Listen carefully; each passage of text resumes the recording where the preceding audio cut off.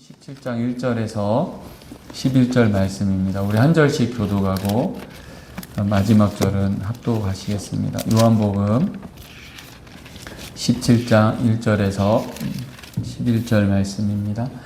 예수께서 이 말씀을 하시고 눈을 들어 하늘을 우러러 이르시되 아버지여 때가 이르렀사오니 아들을 영화롭게 하사 아들로 아버지를 영화롭게 하게 하옵소서. 아버지께서 아들에게 주신 모든 사람에게 영생을 주게 하시려고 만민을 다스리는 권세를 아들에게 주셨습니다. 영생은 곧 유일하신 참 하나님과 그가 보내신 자 예수 그리스도를 아는 것이니이다. 아버지께서 내게 하고 주신 일을 내가 이루어 아버지를 이 세상에서 영화롭게 하사오니 아버지여 창세전에 내가 아버지와 함께 가졌던 영화로서 지금도 아버지와 함께 나를 영화롭게 하옵소서. 세상 중에서 내게 주신 사람들에게 내가 아버지의 이름을 나타내었나이다. 그들은 아버지의 것이었는데 내게 주셨으며 그들은 아버지의 말씀을 지키었나이다. 지금 그들은 아버지께서 내게 주신 것이 다 아버지로부터 온 것인 줄 알았나이다. 나는 아버지께서 내게 주신 말씀들을 그들에게 주었사오며 그들은 이것을 받고 내가 아버지께로부터 나온 줄을 처음으로 아오며 아버지께서 나를 보내신 줄도 믿었사옵나이다. 내가 그들을 위하여 비옵나니 내가 비옵는 것은 세상을 위함이 아니요 내게 주신 자들을 위함이니이다. 그들은 아버지의 겉이로소이다. 내 것은 다 아버지의 것이요 아버지의 것은 내 것이오되 내가 그들로 말미암아 영광을 받았나이다. 합독하겠습니다. 나는 세상에 더 있지 아니하오나 그들은 세상에 입사하고 나는 아버지께로 가옵나니 거룩하신 아버지여 내게 주신 아버지의 이름으로 그들을 보전하사 우리와 같이 그들도 하나가 되게 하옵소서. 아멘. 5월이 가정의 달이고 우리 동네에는 아이들이 참 많이 있습니다. 그리고 가정들이 많이 있죠. 그래서 저는 우리 교회가 규모가 크지 않지만 사실 규모가 크지 않은 게 아니라 작지요. 작지만 어떤 일을 아이들을 위해서 또 젊은이들을 위해서 할 수 있을까 좀 생각을 많이 합니다. 단지 어떤 행사를 하고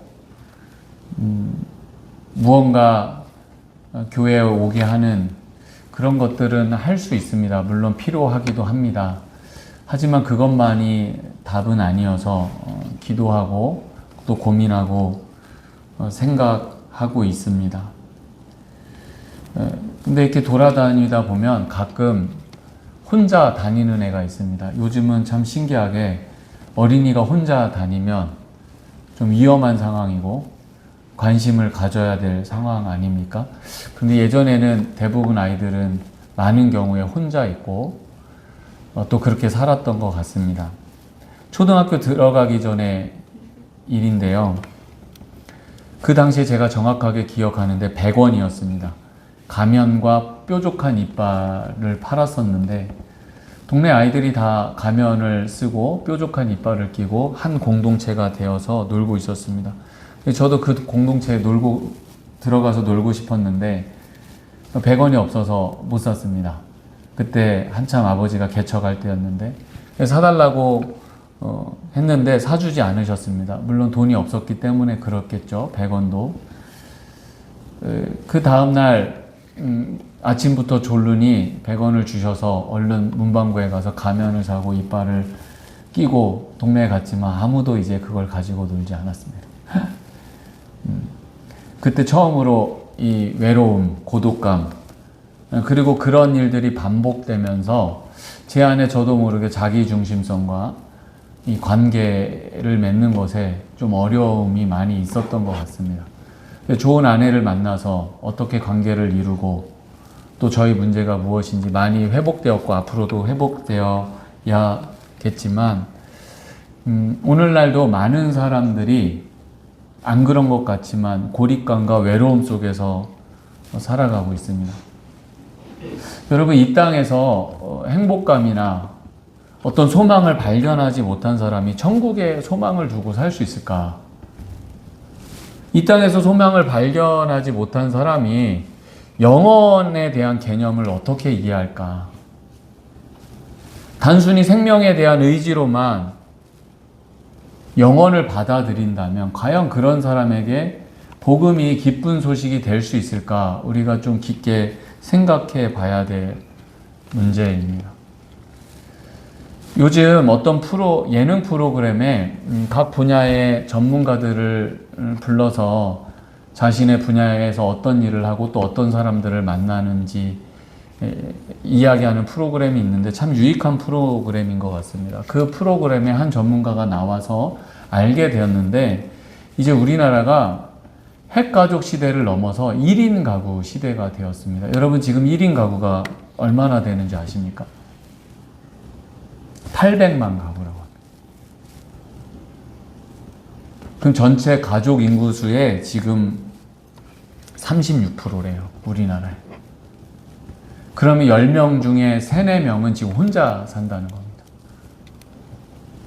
그 이유 중에는 고령화가 있을 거고요. 그리고 비혼, 만혼이 가장 큰 이유라고 보는데요. 이렇게 혼자 사는 사람들이 가정을 이루고 사는 사람들보다 훨씬 더 외로움을 느끼면서 산다고 합니다. 당연하겠죠. 그런데 이 1인 가구 비율 중에 청년들의 비율이 가장 높습니다. 여러 가지 원인 중에 일자리일 것입니다. 청년들의 지금 일자리 문제는 하루 이틀 문제가 아니죠. 계속 지속되어 왔는데 제대로 된 일자리를 얻지 못하니 결혼이 늦어지고요. 가정을 이루지 못하는 큰 장애물이 일자리입니다. 결국 이 사회 구조 속에서 결혼을 포기하고 또 하고 싶어도 할 수 없는, 그래서 1인 가구로 굳어지는 이런 악순환이 지금 우리 사회에 계속 되어지고 있고, 청년들뿐만 아니라 지금 고독사도 50대, 60대의 남성들 특별히 고독사가 엄청나게 많이 일어나고 있다고 합니다. 그러니까 이 혼자 사는 삶은 결국 자기 중심성이 굳어지고요. 사람과의 관계를 맺는데 어려움을 겪을 수밖에 없습니다. 이것도 하나님과의 관계가 문제가 되는 것이죠. 코로나19가 터지면서 그 질병으로 인한 고통도 고통이었지만 그 질병으로 인한 사회에 많은 문제들이 일어났고 그 문제들이 우리들을 굉장히 고통스럽게 했습니다. 그 당시에 제가 주요 사역이 청년부여서 청년들을 유심히 받고 최선을 다했다고 했는데요. 그때 우리에게 가장 큰 이슈가 됐던 것은 예배였습니다. 온라인 예배가 과연 예배인가? 얼굴을 보지 않고 대면하지 않고 하나님께 예배 드리는 게 과연 예배인가? 이게 큰 이슈였습니다. 그런데 코로나가 끝난 다음에 여전히 지금 온라인 예배를 송출하는 것을 보면 그때의 그 치열했던 토론이 무색할 만큼 그렇게 문제 삼지 않는 것 같습니다. 그런데 제가 더 슬펐던 것은 우리는 그런 신학적인 논쟁을 할 때 한 이단이 사회의 수면 위로 올라오게 되었습니다. 그리고 놀랬던 것은 현대인들은, 특히 현대 젊은이들은 종교에 관심이 없는 줄 알았는데 그 이단에 수많은 젊은이들이 있다는 것을 그때 알았습니다. 그러면 그 젊은이들이, 종교에 관심 없는 젊은이들이 그 교리를 듣고 교리가 진짜인 것을 깨닫고 그것으로 갔을까? 여러분, 정상적인 이성과 중립적인 자세에서 이단들의 교리를 들으면 절대 빠질 수 없습니다. 그들이 선교적인 전략을 통해서, 관계를 통해서 청년들의 고립과 외로움을 느꼈던, 그걸 노렸던 것이고, 그 외로움과 고립을 그런 종교로 풀려고 했기 때문에 그게 통했던 것이죠. 우리는 서로 비난하기 전에, 욕하기 전에 왜 우리는 그렇게 하지 못했을까? 지금 왜 우리는 젊은이들에게 이런 힘이 되지 못할까? 그럼 이 시대, 여전히 코로나가 끝나고 이제 안정된 생활 속에서도 여전히 교회에는 젊은이들이 점점점 빠지듯이 빠져나가는데 우리는 대체 원인을 어디서 찾아야 되고 우리는 어떤 힘으로 그들에게 다가갈까? 오늘 말씀을 통해서 우리가 같이 고민하고 또 영적인 교훈을 깨닫는 시간이 되었으면 좋겠습니다. 그래서 여러분, 예수님의 기도가 오늘 굉장히 중요하다는 것을 발견하게 됩니다. 우리 1절 말씀, 17장 1절 말씀 다시 한번 읽어보겠습니다.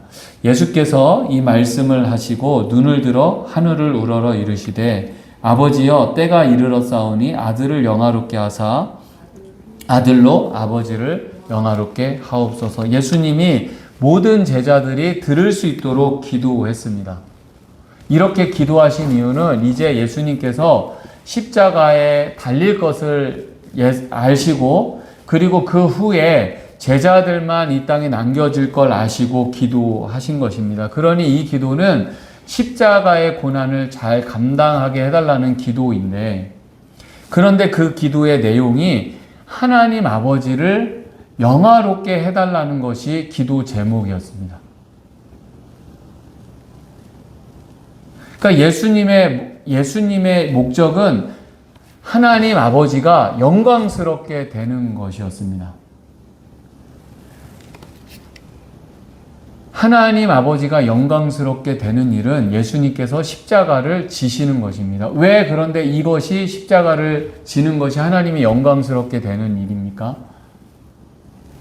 예수님께서 십자가를 지셔야 죄로 인하여서 죽을 수밖에 없는 우리들이 구원받기 때문에 그렇습니다. 그러니 십자가를 지시고 우리가 구원받는 것이 하나님의 그 완전하신 사랑과 성품이 드러나기 때문에 하나님께 영광이 되는 것입니다. 그러니까 예수님의 기도의 목적, 예수님의 삶의 목적은 우리를 사랑하셔서 십자가에 달려 돌아가셔서 구원하시는 것도 목적이지만 그것을 순종했던 이유는 그 행위가 하나님께 영광이 되기 때문입니다. 여러분, 우리가 이걸 놓치면 안 됩니다. 그리고 예수님께서 그 십자가를 지실 수 있었던 이유는 태초부터 하나님과의 그 관계 속에 있었기 때문에 그렇게 지실 수 있었습니다. 그리스도인들이 자기중심성에서, 구원받았다고 하는 그리스도인들이 자기중심성에서 벗어나지 못하는 이유가 이것입니다. 내가 소중해서 구원받은 줄 압니다. 틀린 말은 아닙니다. 그러나 예수님께서 십자가에 달려 돌아가셔서 우리를 구원하신 것은 그것이 하나님의 사랑과 성품이 드러나는, 하나님께 영광이 되는 일이었기 때문에 그렇습니다. 이 관계를 바로 알고 하나님께 영광을 돌릴 수 있는 사람, 그리고 이 구원의 은혜를 깨달은 사람만이 구원받은 자녀로서 내 중심성에서 벗어나서 하나님 영광을 위해서, 그리고 다른 사람을 위해서 살아갈 수 있는 것입니다. 저는 오늘 말씀에서 11절의 말씀에 좀 주목하고 싶습니다. 11절 말씀 다 같이 한번 큰 소리로 읽어보겠습니다.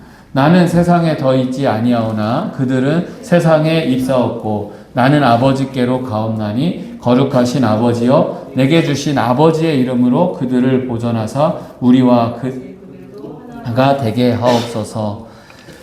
예수님께서 이렇게 기도하셨습니다. 그들을 보존하사 우리와 같이 그들도 하나가 되게 해주십시오. 이렇게 기도한 것이거든요. 제자들을 보호해 주십시오. 하나가 되게 해주십시오. 우리가 이 말씀만 보면 예수님께서 보호해 주시고 이렇게 하나로 뭉쳐달라는 기도로 보이는데, 그 뒤에 말씀에 12절 말씀에 보면 예수님이 이렇게 말씀하세요. 그 중에 뒷부분에 하나도 멸망하지 않고 다만 멸망의 자식뿐이오니 이는 성경을 응하게 함이니이다. 이렇게 말씀하고 있습니다. 그래서 예수님께서 보호해 주시고 하나 되게 해달라는 이 말씀은 문맥에서 보면 유다를 생각하면서 기도하신 거예요. 그러니까 믿음의 길에서 이탈하지 않도록, 구원에서 벗어나지 않도록 지금 기도하신 것입니다. 유다는 왜 이 공동체에서 예수님으로부터 떨어져 나갔을까? 유다는 영생을 아는 것에 실패했습니다.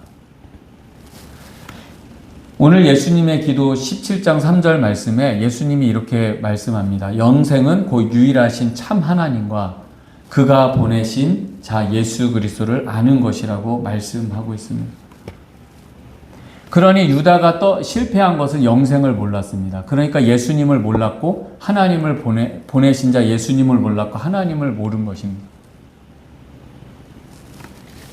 여러분, 사과를 한 번도 먹지 않은 사과 박사와 사과를 연구하지 못했지만 평생 농장에서 사과를 따면서 사과를 맛본 사람과 누가 사과를 더 잘하는 사람입니까? 평생 농장에서 사과를 따면서 맛본 사람입니다. 하나님에 대해서 아는 것과 하나님을 아는 것은 다릅니다. 유다는 늘 예수님과 함께 있었습니다. 그리고 하나님이 보내신 예수님과 함께 있었다는 것은 하나님을 알게 된다는 뜻입니다. 그런데 그는 그것을 몰랐습니다. 현대인들이 영생을 영원히 사는 것으로만 오해합니다. 영생은 하나님과 교제 속에서 영원히 사는 것을 말합니다. 하나님의 속성은 영원인데 하나님의 교제에 들어갔기 때문에 이제 그 영생을 아는 사람은 영원히 하나님과 친밀한 교제 속에서 기쁨으로 감사함으로 사는 것이 진짜 영생입니다. 페리코레시스라는 말이 있습니다. 초대 교회 교부들이 사용한 단어인데요. 여기서 페리는 둘레를 의미합니다. 그리고 코레시스는 춤추는 걸 의미합니다. 이런 그림이 조금 위험하긴 하지만 이렇게 표현할 수 있어요. 이 하나님과 예수님과 성령님이 하나가 되어서 완전히 하나를 이루면서 기쁨으로 어쩔 줄 몰라서 조화롭게 춤추는 것을 의미합니다. 이것이 진정한 교제입니다. 그러니까 세 분이 너무 기뻐서 어쩔 수 없이 춤추는 것을 의미해요. 그런데 유다는 이 영생을 몰랐어요. 왜 그럽니까? 돈 때문에 그렇습니다. 그것은 표면적인 이유이고 근본적인 이유는 예수님의 가치를 모르는 것인 것입니다. 그 욕망 때문에 자기 중심성에서 벗어나지 못했고 하나님과 영원히 사는 이 기쁨을 놓쳤습니다. 그리고 공동체 속에서 기쁨으로 사는 그 소중함을 깨닫지 못했기 때문에 유다는 거기서 이탈하게 된 것입니다. 절기상으로 14일 목요일이 주님의 승천하신 날입니다. 우리가 예수님의 재림을 믿는다면 정말 이것만큼 중요한 일은 없을 것입니다. 여러분 오해하지 마십시오. 예수님의 재림이 중요하다고 해서 우리의 삶을 모두 던져놓고 종말론적인 삶을 살라는 것은 아닙니다. 사도행전 말씀도 그렇고 사도들도 결코 현실을 부정하지 않았습니다. 그럼에도 이 절기에 따라서 말씀을 준비하고 우리가 신앙생활하는 것이 얼마나 중요한지 요즘 더더욱 깨닫게 됩니다. 그동안은 제가 설교할 때 내가 은혜 받은 말씀, 그리고 나에게 감동되는 말씀, 내가 자신 있는 본문을 통해서 설교를 하려고 노력했습니다. 그것도 소중합니다. 그런데 절기에 따라서 성사 일가에 따라서 말씀을 준비하면 굉장히 힘듭니다. 그리고 부족합니다. 앞으로 더 나아져야 될 부분이 너무나 많이 있습니다. 그럼에도 불구하고 깨닫는 것은 내 생각에 있는 말씀을 전하는 것이 아니라 말씀을 준비하면서 성령님께서 우리 성도들 뿐만 아니라 누군가는 남겨진 이 자료를 통해서 하나님이 분명히 하시는 말씀이 있구나, 이런 것을 매주 저는 부족하지만 깨닫고 있습니다. 그래서 여러분 이번 주에 우리에게 주시는 말씀은 다른 건 다 잊어도 내가 얼마나 지금 하나님과 주님과 친밀한 관계 속에 있는가, 그것을 여러분 점검하는 시간이 되었으면 좋겠습니다. 주님의 승천하실 때의 장면은 오늘 사도행전 1장 말씀 읽었듯이 거기에 나와 있습니다. 예수님이 부활하셔서 승천하실 때까지 제자들은 이것을 의미를 잘 몰랐습니다. 그래서 예수님께 물어볼 때 이렇게 물어봤습니다. 예수님, 우리나라가 이스라엘이 언제 회복됩니까? 여러분, 이 말은 정치적인 이야기입니다. 유다가 돈에 관심이 있어서 그래서 주님과의 이 관계, 영생을 놓친 것처럼 지금 제자들 또한 위기입니다. 세상의 관심, 정치의 관심, 이스라엘 나라, 이 땅의 나라의 회복에 관심이 있어서 그 영생, 하나님과의 관계에 이탈될 수 있는 지금 위기에 놓여 있는 겁니다. 근데 예수님이 이렇게 말씀하셨습니다. 그때와 권한은 아버지께 있는데 너희들이 신경 쓸 건 이거다. 오직 성령이 너희에게 임하시면 권능을 받고 예루살렘과 유다와 사마리아 땅끝까지 이르러 내 증인이 되리라. 여러분, 이 말씀을 오늘날 지금도 많이 오해합니다. 성령 받는 것을 아무 관계 없이 그냥 기도하다가 어떤 실체가 임해서 능력받아서 전도의 기계가 되는 그런 걸로 이해하는 사람들이 너무나 많고, 실질적으로 지금 그렇게 이용하는 수많은 이단들이 있습니다. 성령에 대한 오해입니다. 하나님과 주님과 성령님과의 관계의 오해입니다. 여러분, 이들이 성령 받았을 때 놓치지 말아야 될 것이 있습니다. 예수님이 십자가에 달려 돌아가시고 부활하셨을 때도 제자들은 어떻게 했습니까? 자기 중심성에서 벗어나지 못했습니다. 우리 물고기나 잡으러 가자. 다 끝났다고 생각했습니다. 그런데 부활하시고 승천하신 후에 아직 다 이해할 수 없지만 14절 말씀에 보면 여자들과 예수의 어머니 마리아와 예수의 아우들과 제자들이 다 더불어 마음을 같이하여 오로지 기도에 힘쓰더라, 이렇게 말씀하고 있습니다. 주님이 기도하신 대로 아직 완전하지 않지만 성령님이 임하시지 않았기 때문에 그들은 자신의 생각을 내려놓고 중심성을 내려놓고 기도하기 힘썼습니다. 이것은 이제 주님과의 관계, 교제, 그것을 희미하지만 알게 되었다는 것이고 그 관계를 위해서 힘썼습니다. 그게 기도의 형태로 나타나는 것입니다. 비로소 주님과의 관계, 영생의 관계에 들어갔고 그리고 하나의 공동체를 이룰 수 있었습니다. 여러분, 영을 누구에게 부어주겠습니까? 하나님과의 관계, 주님과의 관계에 들어간 사람에게 그분의 영을 부어주시는 겁니다. 그래서 그들이 성령 받을 수 있었던 것입니다. 이것을 놓치니 성령을 어떤 실체, 그리고 어떤 힘으로만 이해하게 되는 것입니다. C.S. 루이스라는 유명한 학자가 스크루테이프라는 편지를 썼습니다. 소설인데요. 스크루테이프가 악마 삼촌이고 조카가 워무드입니다. 그런데 조카가 그리스도인들을 순교시킵니다. 그래서 자기는 칭찬받을 줄 알았더니 스크루테이프가 대노합니다.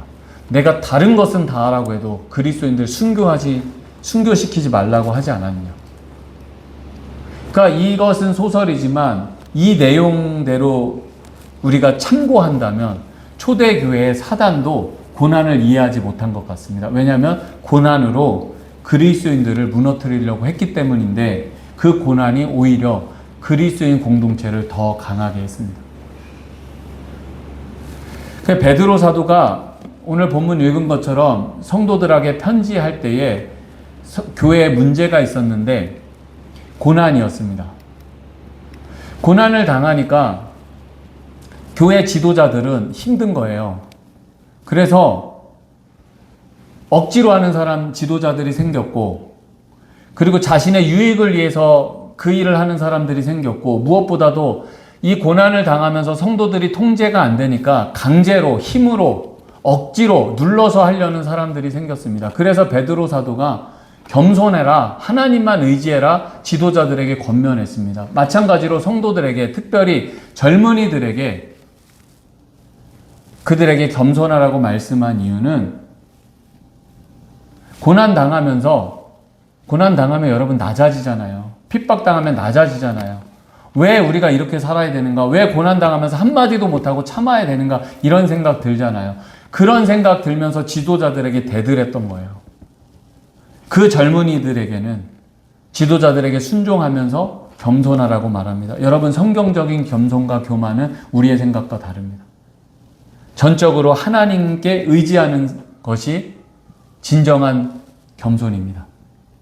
하나님만 의지하지 않는 것이, 자신의 주장을 내세우는 것이 교만입니다. 그런데 이 당시에 고난 때문에 자기의 생각이 옳을지라도 자기의 생각을 주장하는 사람들이 있었습니다. 그것이 교만이었고, 사도 베드로는 그 교만이 지금 사단이 틈타서 우는 사자와 같이 산길자를 참는데 그것이 먹이가 되어서 이 공동체로부터 이탈시키니 너희들은 겸손하라. 지금 이렇게 권면하고 있는 것입니다. 여러분, 오늘날 우리 교회 공동체가 많이 교만한 것 같습니다. 저도 마찬가지고. 제가 말씀을 준비하면서 나는 교회 사임을 왜 많이 했을까? 사역할 때부터 최선을 다해서 한 교회에서 오래 사역하려는 것이 항상 목표였는데 그런 교회도 있고 그렇지 못한 교회도 있었습니다. 돌아보면서 혹시 내 주장을 내세우려고 해서 내가 나온 것은 아닐까? 그래서 베드로 사도는 이렇게 얘기합니다. 내가 고난의 증인이다. 그리고 영광의 주를 보았다. 그러니 너희들이 겸손해라. 베드로는 예수님이 십자가 지시려고 할 때 예수님을 꾸짖었습니다.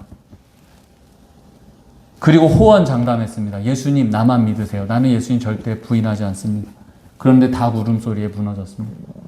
그걸 경험한 베드로가 예수님 보면서 고난 당할지라도 하나님께 맡기고 하나님만 의지할 때 그때 우리를 하나님께서 높이실 거다 이렇게 권면하고 있는데 오늘날 우리들이 내 주장이 너무 강합니다. 그 내용은 틀릴지 않을지라도 하나님께 맡기고 내 것들을 잠깐 내려놓고 겸손하게 서로 섬기려고 하기보다는 내 생각이 맞으니 내 뜻대로 해라. 이런 자세가 지금 너무나 많이 있고 그렇기 때문에 갈라지고 흩어지고 하나 되지 못하고 있습니다. 여러분, 이런 공동체에 어떤 누가 오려고 하겠습니까? 시련이 와도 친밀한 가족 속에, 관계 속에 있는 가족은 나보다도 상대방을 생각하면서 살아갑니다. 나를 포기합니다. 그게 진정한 가족입니다. 예수님은 하나님을 아버지라고 불렀습니다. 신을 아버지라고 부른 종교는 기독교밖에 없습니다. 하나님께서 보내신 자라는 강력한 증거입니다. 그 가족 관계를 여셨습니다. 그래서 여러분, 하나님과의 친밀한 관계 속에 있는 사람이 내 중심성에서 벗어나고 상대방을 더 섬기고 사랑하고 세울 수 있는 것입니다. 내가 먼저 이 관계에 있을 때, 그리고 그런 관계에 있는 사람들이 모일 때 진정한 하나님 나라의 가족 공동체가 되고 그런 공동체가 될 때에 외롭고 힘든 사람들, 많은 사람들은 아닐지라도 저 공동체에 가고 싶다. 그렇게 말하지 않겠습니까? 그래서 여러분, 우리의 사명은 하나님과 친밀한 관계를 맺는 것입니다. 여러분, 한번 진심으로 나에게 한번 질문해 봅시다. 나는 지금 하나님과 얼마나 친밀한가? 시편 68편 6절 말씀에 하나님이 고독한 자들은 가족과 함께 살게 하시며 갇힌 자들은 이끌어내서 형통하게 하시느니라. 오직 거역하는 자들의 거처는 메마른 땅이로다. 말씀을 통해서 하나님은 우리가 고독하게 사는 것을 원하지 않으신다는 것을 깨닫게 됩니다. 성도 여러분, 하나님 아버지와 친밀한 관계에 힘쓰시기 바랍니다. 그것이 우리가 해야 될 일입니다. 그런 관계에 있을 때 사람들은 말하지 않아도 복음의 가치를, 영생의 가치를, 관계의 가치를 알게 될 것입니다. 그것은 인위적으로 만들어낸 사람들을 미혹하는 가짜 관계가 아닙니다. 저와 여러분이 하나님과의 친밀한 관계 속에서 많은 사람은 아니어도 외롭고 고독하고 힘든 단 한 사람들에게, 특별히 요즘 젊은이들에게 복음의 기쁨을 알게 해주는 그런 증인이 되기를 소망합니다. 기도하시겠습니다. 사랑이 많으신 하나님 아버지, 오늘 예수님의 기도를 통하여서 예수님과 하나님과의 관계를 알게 되었습니다. 그 친밀한 관계가 십자가의 고난을 영광으로 볼 수 있었습니다. 이 현 시대의 많은 문제들 원인 파악할 수 있지만 말씀을 통해서 보는데 하나님과의 관계에 문제가 있음을 다시 한번 깨닫게 됩니다. 하나님 분주한 모든 생각들 내려놓고 말씀을 붙잡으며 나는 하나님 아버지와 얼마나 친밀하게 살아가고 있는가? 나는 그 주님의 사랑을 생각하면서 주님과 얼마나 깊은 관계 가운데 있는가? 이것을 깨닫고 더 기도하고 모여서 힘쓸 때에 우리가 더 깊은 관계 속에 들어가게 될 줄 믿습니다. 하나님을 가장 사랑하고 하나님과 가장 친밀한 로구교의 모든 성도들 되게 하옵소서. 그 관계 속에서 복음의 가치를 외로운 자들에게 알릴 수 있는 모든 증인이 되게 하옵소서. 예수님의 이름으로 감사하며 기도드립니다. 아멘. 우리 많이 부른 찬양은 아니지만 어려운 찬양은 아니니 화면 보면서 함께 찬양하겠습니다.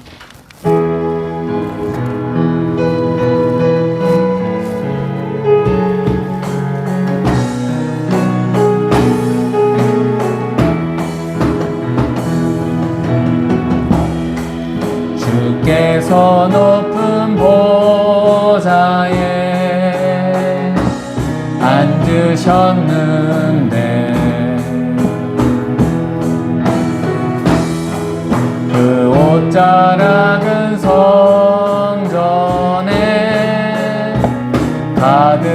가득하도다. 천사들이 모여서 서로 장하하여 외치니 그 소리는 성전에 가득하도다.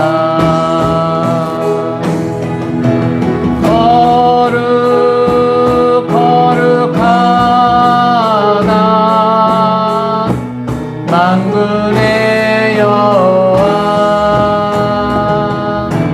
그 영광이 온 땅에 충만하시도다. 거룩하도다.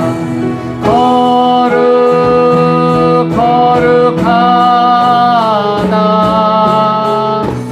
만군의 여호와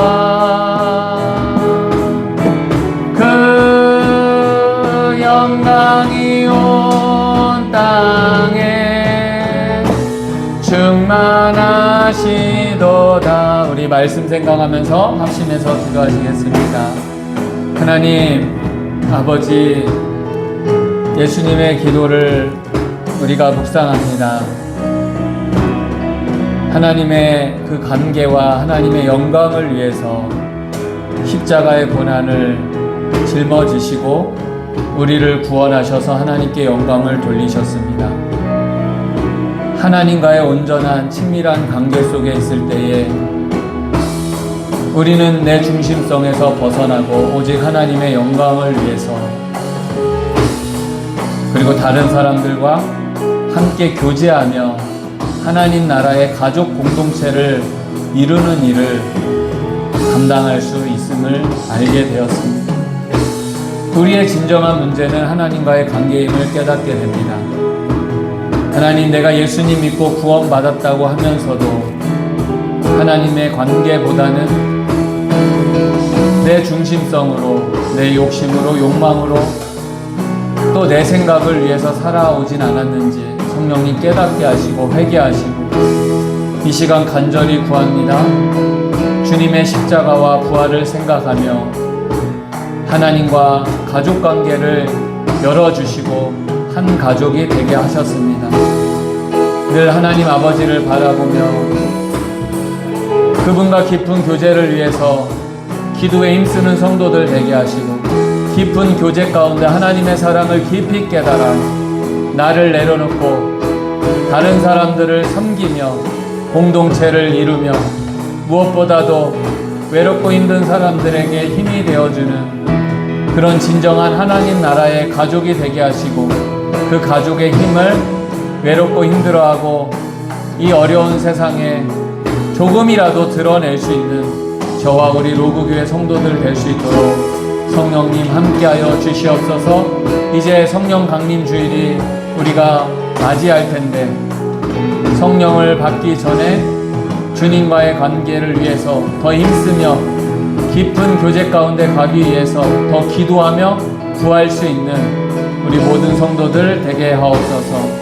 예수님의 이름으로 감사하며 간절히 기도드립니다. 아멘. 봉헌 찬송 드리겠습니다.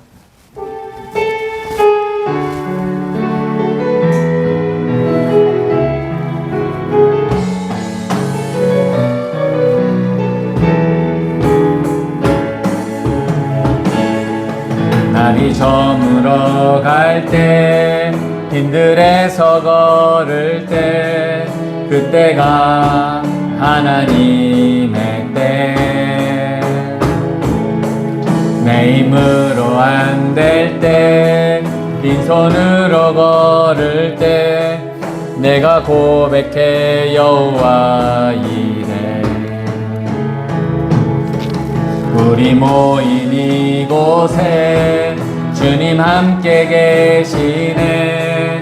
누리네 아버지 은혜. 적은 떡과 물고기 내 모든 걸 드릴 때, 모두 고백해 여호와 이래. 주가 일하시네, 주가 일하시네.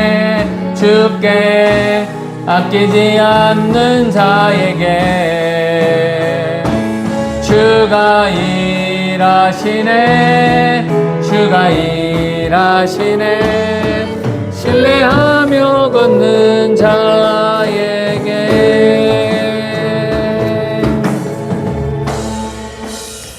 기도드리겠습니다. 하나님 아버지, 감사합니다.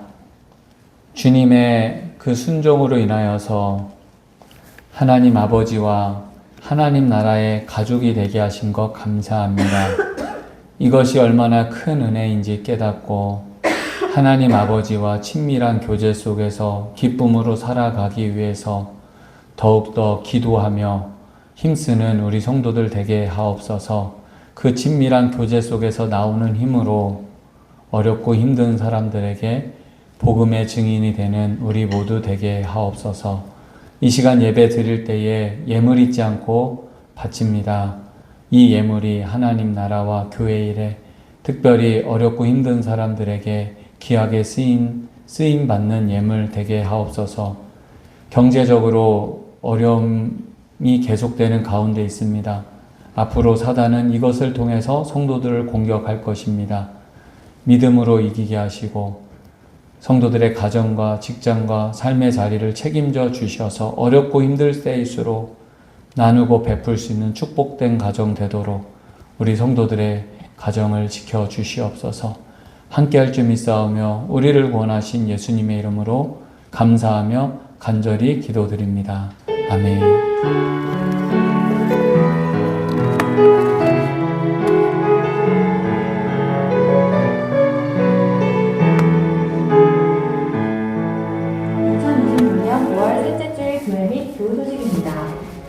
부활하신 주님의 평안과 기쁨이 넘치는 성도님들 되시길 소망합니다. 부활하신 주님을 생각하며 성경 씁시다. 부활하신 주님을 생각하며 기도합시다. 부활하신 주님을 생각하며 전도합시다. 캄보디아 수머니 마을과 두 분 선교사님을 위해 많은 기도와 관심, 성림 부탁드립니다. 오늘은 청년주일입니다. 우리 교회의 청년들의 부흥을 위해 기도합시다. 이번 주 화요일에 지역방 나눔이 있습니다. 이상 교회 및 좋은 소식이었습니다. 제가 부교육자 때 목사님한테 배운 게 있는데요. 어렵고 힘들 때일수록 도우라고 가르쳐 주셨습니다. 우리 교회도 넉넉하진 않지만 우리 성도님들이 헌금한 걸로 필요한 것들 조금 보내주었습니다. 아이들에게 관련된 것인데 섬길 수 있는 것에 감사하고 우리 교회가 더 힘이 생겨서 많은 곳에 복음을 위해서 또 쓰임받는 교회가 되기 위해서 우리 함께 더 힘썼으면 좋겠습니다. 우리 다 같이 일어나셔서 소망의 찬송 부르고 축도로 예배를 마치겠습니다.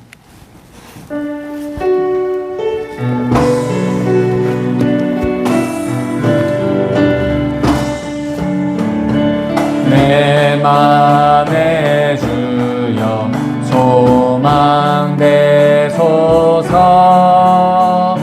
주 없이 모든 일 헛되어라.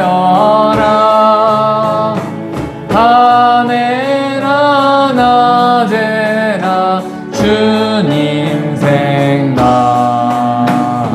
잘 때나 깰 때 함께 하소서. 지혜의 주여 말씀으로써 언제나 내 안에 계시소서. 주는 내 아버지 나는 아들. 주 안에 내가 늘 함께하네. 세상의 영광 나 안 보여도 언제나 주님은 나의 기여. 주님만 내 맘에 오니 영원한 주님 잠기하셔라. 영원한 주님 내 승리의 주. 하늘의 기쁨을 주옵소서. 어떠한 고난이 닥쳐와도 만유의 주여 소망 되소서. 아멘. 여러분들을 축복합니다. 우리 주님 예수 그리스도의 은혜와 하나님의 사랑과 성령님의 교통하심과 충만하심이 예배드리는 로구교회 성도들과 함께 있을지어다. 아멘.